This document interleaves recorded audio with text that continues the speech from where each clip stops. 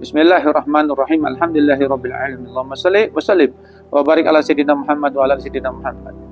Aktivitas kita makan dan minum itu merupakan aktivitas sehari-hari yang kita lakukan untuk mempertahankan hidup kita. Tetapi jangan asal makan dan asal minum, karena harus dipastikan yang masuk ke tubuh kita baik dari makanan dan minuman wajib halal dan thayyib, sebagaimana Allah yang perintahkan. Wa kulu mimma razaqakumullahu halalan thayyiban wattaqullah.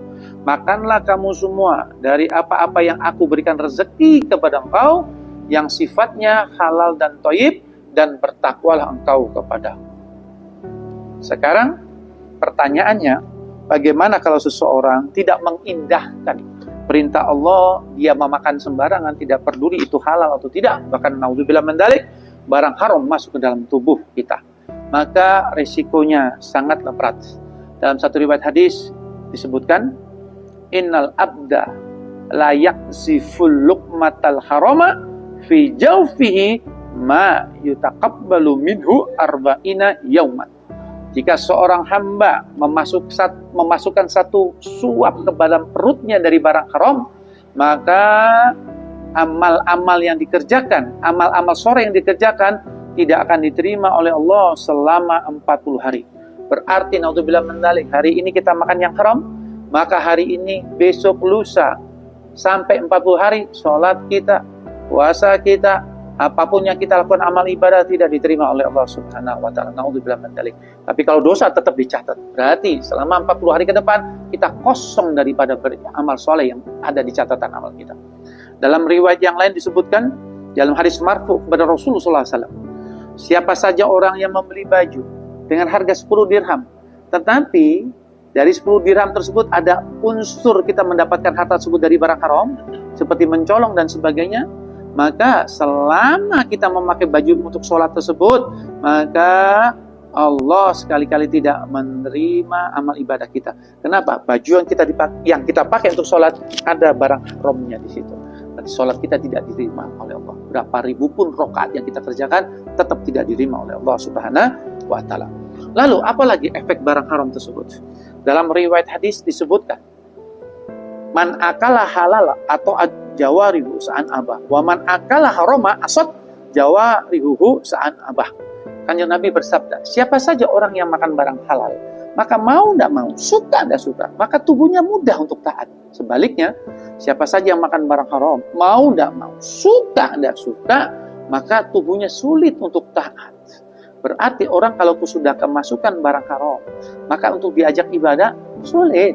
Untuk sholat malas, untuk baca Quran malas, dan sebagainya, dan sebagainya. Sehingga jangan sampai kita tergelincir di barang haram. Dalam ada satu kisah nyata, ada satu orang yang katakanlah dia lurahnya pondok. Dia sudah bertahun-tahun di pondok, tugasnya salah satu diantaranya adalah bangun 1 jam sebelum azan subuh untuk membangunkan santri lain untuk qiyamul lail. Bertahun-tahun sudah dilakukan, tetapi ada kejadian, 3 hari kejadian tersebut berturut-turut, santri tersebut tidak bisa bangun. Bangunnya ini susah sekali, yaitu bangunnya hanya terdengar azan subuh sehingga dia tidak bisa menjalankan tugasnya membangunkan santri untuk qiyamul lail. Dia mengeluh kepada kiainya, ya Kiai, kenapa saya 3 hari berturut-turut tidak bisa bangun untuk membangunkan santri seperti biasanya saya bisa lakukan?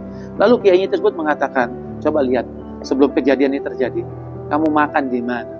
Dia berpikir, oh iya, saya makan di sate. Tempat sate tersebut laris ramai. Tetapi setelah diselidiki ternyata mohon maaf, itu pedagangnya kurang jujur. Dia memakai bahan sate ayam tersebut dari ayam yang tiren. Ayam tiren itu adalah ayam yang sebelum disembelih secara syariat sudah mati. Berarti bangkai. Berarti barang tersebut ada najis yang dimakan dan haram. Dan ini tidak atas ketidaktahuannya dan berpengaruh sehingga pas apa yang dikatakan oleh Nabi Muhammad SAW, barang siapa makan barang haram, mau tidak mau, suka tidak suka, maka tubuhnya sulit untuk beribadah. Sehingga hadirin dimanapun berada, makan barang haram ini adalah sangat berbahaya. Ya, selain amal kita tidak diterima, lalu kita sulit untuk beribadah, dan juga hisabnya panjang. Seperti apa yang terjadi pada Nabi Allah Isa alaihissalam. Nabi SAW adalah seorang Nabi yang diberikan mukjizat oleh Allah, bisa membangkitkan satu orang yang sudah meninggal dunia. Yaitu dalam kisah Nabi Allah Isa bersama murid-muridnya diizinkan oleh Allah untuk membangkitkan jenazah yang sudah meninggal, yang di kuburan tersebut, untuk dicari apa yang terjadi pada kamu di kubur situ. Apakah kamu mendapat kenikmatan atau siksa kubur? Lalu orang tersebut dibangkitkan oleh Nabi Isa atas izinnya Allah dan bercerita, aku adalah masa hidupku sebagai orang menjual jasa, yaitu mengangkutkan barang orang yang di pasar. Aku suatu saat mengangkutkan orang yang minta tolong kepadaku kayu-kayu kering, kayu bakar.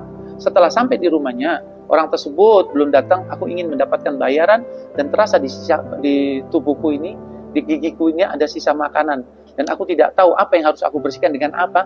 Ternyata aku lihat barang yang aku bawa, kayu bakar tersebut, ada ranting kecil, aku ambil dan aku bersihkan. Setelah itu orang datang, aku mendapatkan bayaran, aku pulang. Di tengah perjalanan aku meninggal dunia. Lalu begitu aku dikubur, aku tidak mendapatkan amal yang aku tidak mendapatkan kenikmatan kubur, tidak dapat kenikmatan kubur daripada amal soleh yang aku lakukan. Justru aku dicela, dicaci, dan disiksa.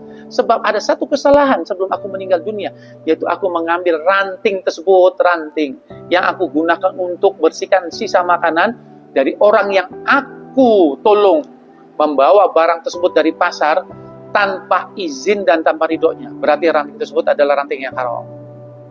Sehingga sebab itu aku sudah meninggal dunia 60 tahun lamanya, aku tidak bisa mendapatkan kenikmatan kubur sebabkan satu barang haram yang berupa hanya ranting. Ingat, ranting ini berapa? Kalau beli nggak mungkin dikasih gratis karena saking murahnya. Lalu bagaimana kalau kita dengan mengambil harta orang lain yang seratusan juta, miliaran? Naudzubillah. Maka dari itu, patuhi perintah Allah, yaitu pastikan makan yang halal dan thayyib. Kalau tidak, amal kita tidak diterima, lalu susah beribadah dan hisabnya sangat panjang. Sebagai penutup, barang yang haram yang masuk ke dalam tubuh kita, yaitu apa? Bisa saja zatnya haram, babi, anjing, dan sebagainya, walaupun kita membeli pakai harta halal, itu tetap haram. Atau sebaliknya, yaitu barangnya halal, sayur halal, beras halal, tapi kita memakai hasil curian, hasil korupsi, itu juga dihitung masukkan barang yang haram. Maka dari itu, mari sama-sama sekarang kembali ke jalannya Allah, bertakwa kepada Allah, pastikan yang kita beli, kita bekerja, berusaha dari yang halal, dan kita belikan barang yang halal, sehingga kita menjadi selamat. Wallahu a'lam bishawab. Subhanakallahumma bihamdika, asyhadu an la ilaha illa anta, astaghfiruka wa atubu ilaik. Assalamualaikum warahmatullahi wabarakatuh.